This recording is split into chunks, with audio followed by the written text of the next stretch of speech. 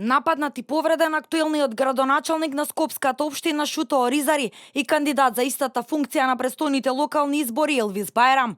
Тој со тешки повреди на главата е пренесен во градската општа болница 8 септември, а повреден е и неговиот шеф на кабинет Аднан Мемет. Според првичните информации, Бајрам бил нападнат додека со кандидатите за советници бил во посета на граѓаните на Шуто Оризари во рамките на предизборната кампања. Членот на изборниот штаб Аднан Мемет, кој е и една од жртвите, изјави дека биле нападнати пред штабот напротив кандидатот на Бајрам Курто Дудуш.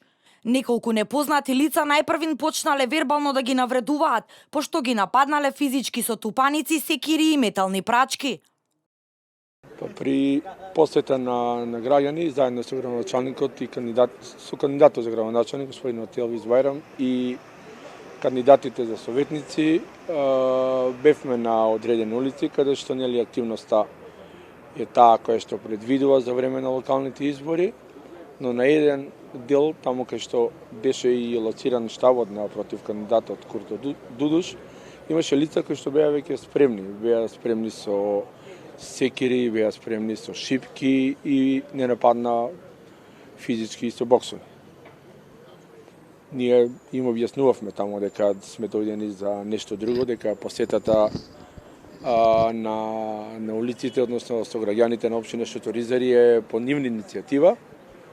Они вербално не нападна и толку беше, од која не само вербално и физички, од која физички не нападна, после тоа не знаевме, настана гужва и тоа беше целата работа. Повредени?